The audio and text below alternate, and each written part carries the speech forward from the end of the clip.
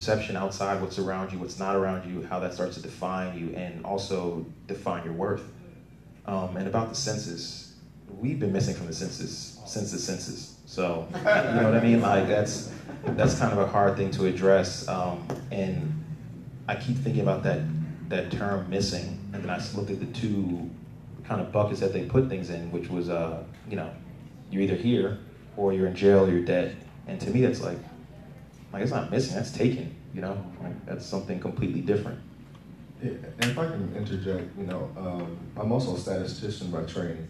And if you look at the census, when it's offered, the time they try to come to your homes and check and see if you're there, they haven't accounted for the fact that a lot of these families that they say have missing black men work third shift jobs or overnight jobs. They're not there, between those certain hours that they might come by and stop by. Or they have a sense of, again, residential instability, meaning they have more than one location where they lay their head, not just for taxation purposes. So those statistics in themselves are skewed and have an uninduced bias. Yeah, it was definitely a fear tied to when the census came to the house of my family home. It would be like, the census is here, hi! Like, and I didn't even know why at the time. I was just little, like, why are we hiding from the paper? But, there's a reason for that fear. The government coming to the door. Never know what's going to happen. I know in Detroit, they're going to go to the next question, but in Detroit, that would mean a raid was coming. They tried to see who was all inside the house for a raid. But let's go ahead and, speaking of that, let's actually get into the environment portion. Akil, did you want to say anything about the family structure? I think everyone basically covered it, but the narrative that we're told it comes from perspective. And when it comes to census or even the neighborhoods that we live in, those aren't our neighborhoods. That's where we were put in society. We were literally discriminated against in every facet of American existence. Like, even up until now, you can see with housing, how much discrimination, how much redlining has impacted the communities we grow into, how drugs, the presence of drugs, differentiate within where you go. Drugs are used in all communities. You can get Oxycontin, which is legalized heroin, synthetic heroin, but once you get cut off of that, then you have to go on the street. Where are you going to go to get street heroin? Not necessarily in the suburbs, but you go where there's less job opportunities, and that's the main economy. So when you look at that type of thing, and when you look at the arrest, when that happens, you lose family members that way. Even though it's not violent, you lose mother. One thing that's missing is black women too. They're the highest rate of incarceration right now. That includes, very, like what you were saying, taken, and that's very reminiscent of our history in America in family distribution and how we don't really have power to keep our family together due to how policies are in society. So. And I just kind of want to stay there specifically as it relates to black women. So I think Jinx and everyone has kind of mentioned how what the New York Times article states that black men are missing due to incarceration and death. And as a result, we have a lot of single mothers, single households, and that's something that the New York Times really stressed, that there isn't that nuclear family unit, that typical family unit. Can you all kind of touch upon that aspect in terms of the role of the black woman and being the sole provider as a result of quote unquote black men missing? I'll jump in here. I think about I had both parents, I was fortunate. I looked at a lot of households, and most of them did not. Usually the parent that remained was the mom. It's not, formulaic, but it's like that. And those moms would be both. I would get more trouble at my friend's house who only had one mom because she was doing double time, and she was making sure that everybody was on lock.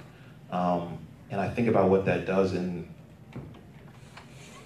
maybe what you get something extra, but you lose something. And again, the idea of normalcy. You step out in the real world, and then that kid comes to my house, and I've got both parents. When my mom has to go to the store, someone else can stay behind. We don't have to ride to the store. Or if she can't come pick me up from school, he can come pick me up. And that's a direct response to, both of them not having fathers. them saying whatever goes on between us, we're gonna stick together. And I think about how that wasn't really covered in the article, but also the idea that there are still tons of single moms out here and single fathers, and the weight that puts on a person. Life is hard. It's hard, and we kind of do this thing individually, and then we link up with other people, and then we try to, lighten the load and push forward. But if you had to work an extra job than you work right now, life would be exponentially harder. But as a mother, you have to work another job, and then you have the 24-hour job, your kids, and then you still have to think for the vision. There's no one to consult with, there's no one to plan with, there's no one to combine funds with. And then imagine being a child and watching that, like how that informs you and informs your worth of yourself, other men. We were just talking about, kids at Morehouse and just kids in general. That hesitation to listen, the hesitation to heed advice. That's almost, I know for a fact that it's linked to the lack of, male presence in people's lives. You look at it and every guy's a stranger. So when God comes along and he has something positive to say, he's still a stranger. I listen to my mom, and then even still then, it's like maybe. It's one of those things where it affects something on a high end, but the trickle down effect, it touches everything. Down from the kids that you see in school to the kid that's on the corner to how people treat each other at work. The reach of it's insane. Anyone else want to interject?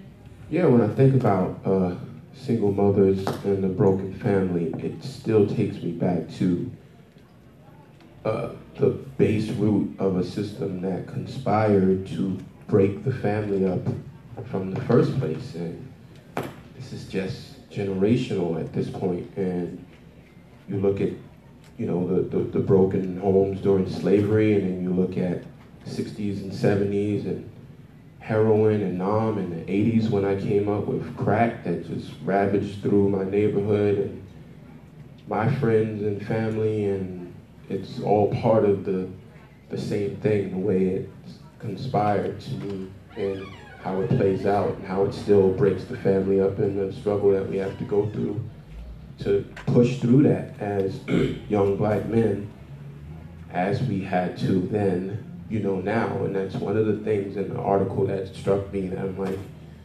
this is a real important part that's missing from all of this.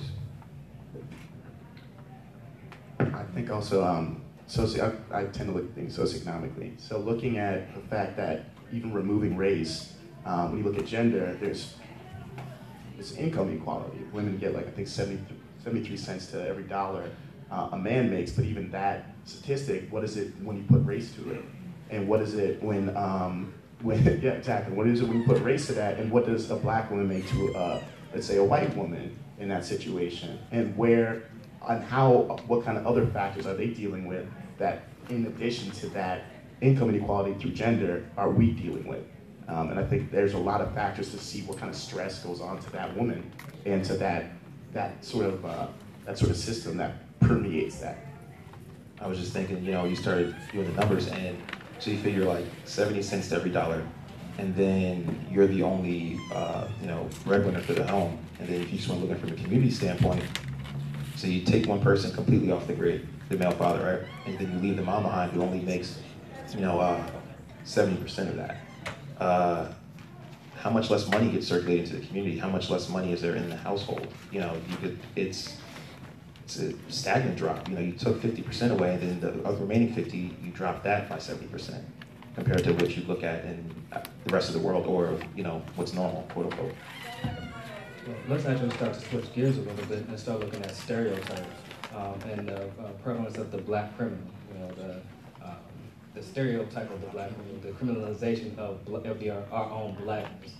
As a black man, whether you're wearing a suit, whether you're wearing a hoodie, whether you're Michael Brown, whether you're Trayvon Martin, you're in the eyes of some, you're automatically seen as criminals. We're automatically demonized and seen as an older demon man. Well, what does that stereotype and that criminalization, and I actually want to get to this with you, how does that impact the new age of mass incarceration that we have within our societal structures? That was for me? Okay. So focusing on youth, with the school to prison pipeline, 70% of the kids that are sent to, first of all, are interacting with the police in prison, or I mean in schools, or later locked up. 70% of them are of color.